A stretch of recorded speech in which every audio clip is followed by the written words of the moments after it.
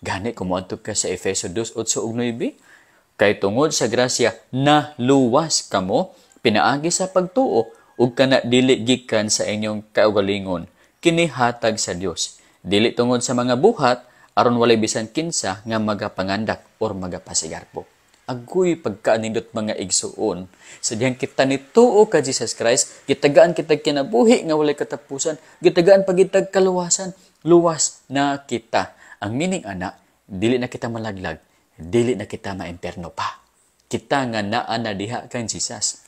Roma 8:1, busa karon walay pagkahinukman sa silot niadtong mga anaa kang Kristo Jesus. Dili na hinukman sa silot katong naa na kang Jesus.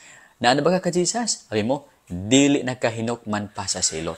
Abi mo, sa diha bitaw nga ikaw naa na kinabuhi nga walay katapusan, nahimo na kang anak sa Ginoo.